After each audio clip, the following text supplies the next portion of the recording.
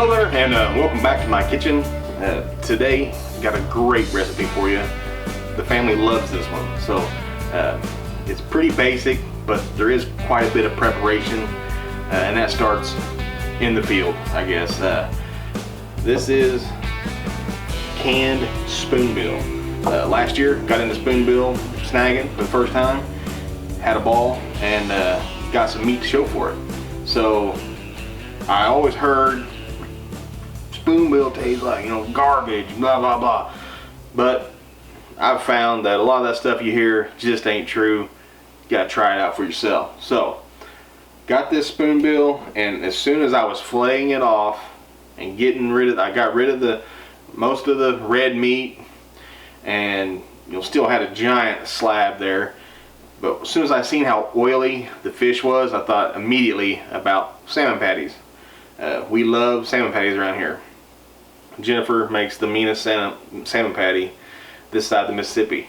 So I thought this fish would be great for that. It just has that look. And this is my first time canning up fish, and I'll tell you what, we had about 8 or 9 cans of this stuff. By the time we done most of it, of course I smoked some of it. It was great. Dalton fries it. It's great. So been missing out on a good fish for a long time. So I'm going to share that recipe. Look at that. You can tell, you can just see all the oil coming up out of there. I'm going to share this. It's pretty simple. Once you get the canned part of it down, which if you have a pressure cooker, you have to have a pressure cooker. Follow the instructions on it. It'll tell you how to jar up your fish. So that's what I did here, and I'm going to drain this out and we'll get this thing rolling. Alright, so we got our fish drained.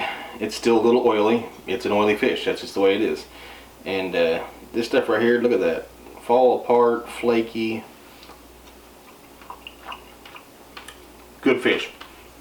And it's been sitting in the cupboard for over a year. Still looks and tastes as fresh as it did when I put it in there. This, if you're not using a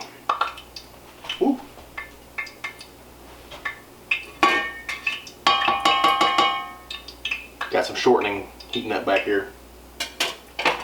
If you're not using a pressure cooker to can meats, you're missing out. I guarantee you that. Alright, so what we're going to do is we're going to season this up. I like to use dry seasonings because this stuff can get pretty wet. I'm going to put some onion, minced onion, dehydrated minced onion, sorry. So that in there. You could also use this for a tuna fish sandwich. Just make it up like you would tuna salad. It's going to be great, I promise you. A little garlic.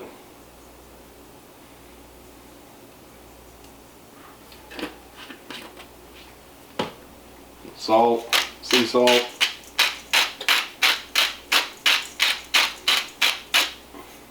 I'm gonna put a little white pepper in there.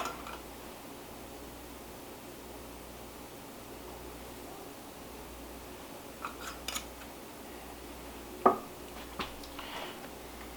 little mustard.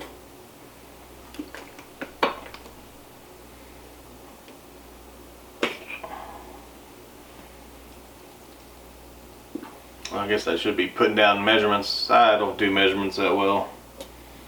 Sorry. And some mayo. Real mayo.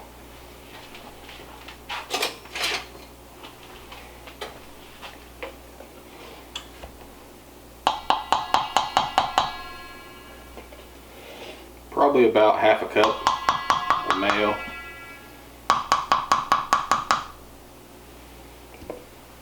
Make sure your hands are washed because you're going to get in there, stir all this around.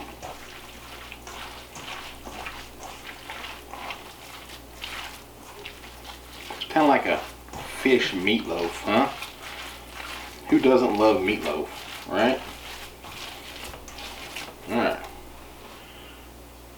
Now for the binder, we're going to throw in some eggs. Farm fresh eggs if you got them. This is gonna keep everything bound together, hopefully, when it's cooking.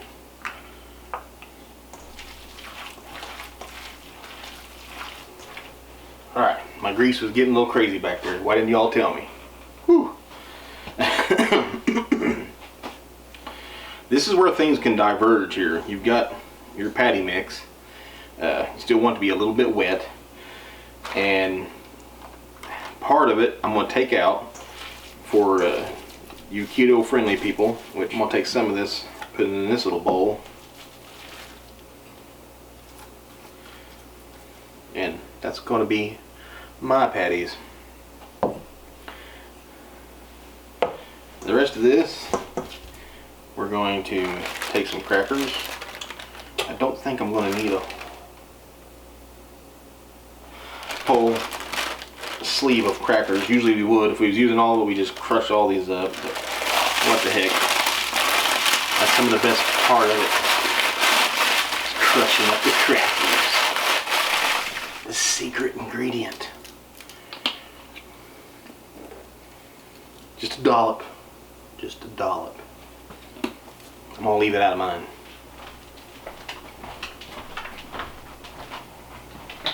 Or am I?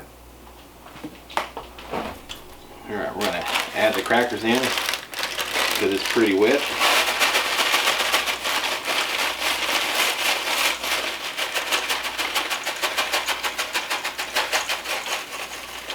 This is a good way to get rid of some stale crackers too. They've been in there just a little too long. Never even know. Alright, what you're looking for is the consistency that you can pick up and make a real nice patty out of it. And the edges aren't going to crack all to pieces. That's perfect. Look at that. Now if you're on the keto, this is almond flour. It is very expensive. Don't know why almond flour is so expensive. Probably because it takes a lot of almonds. And almonds are expensive.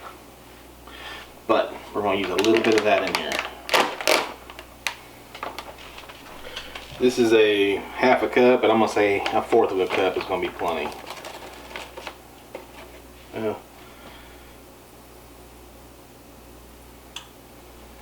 That's it. Make us up a patty. This one's a little wet, but I think it's going to be fine.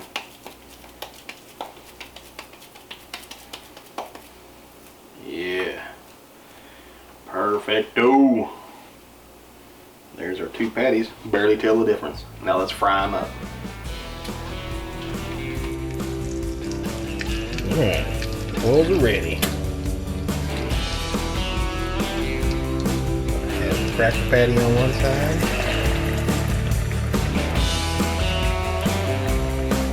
The non-cracker patty on the other side. Woohoo!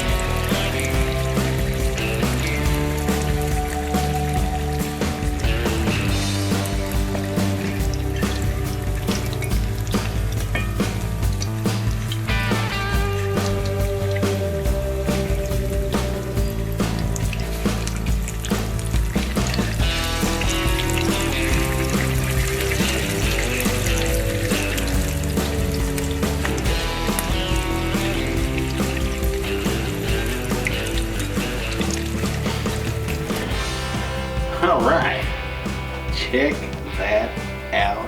I can't take my eyes off of it. Tell you what, this right here, you could serve this in a fine dining restaurant and people would pay whatever they charge in fine dine restaurants for this.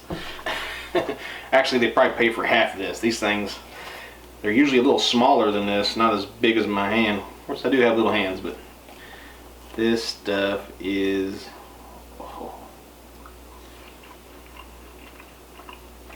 a little bit of spicy mayo, mix up a little mayo and some sriracha sauce. Woo.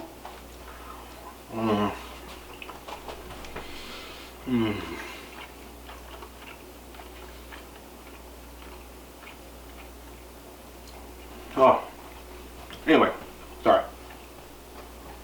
Play with this recipe a little bit.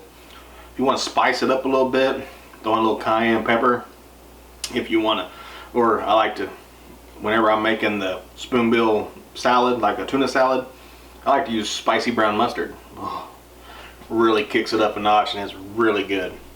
But I'm the only one that likes spicy in my house, so I try to stay away from that when I'm cooking like this. But hey, try this recipe. It is fantastic. You will love it. Everyone you serve it to will love it. I took some of these to work. I had a couple people try them. They loved it. And I promised her I wouldn't tell you the secret ingredient. I didn't show you on here. Put a little Worcestershire sauce in there. Hey, if you liked the video, please subscribe, share, click that little notification bell and you'll get notifications like this. It's cooking time and it's almost hunting time. So stay tuned. I love y'all. God bless. I'll see you next time.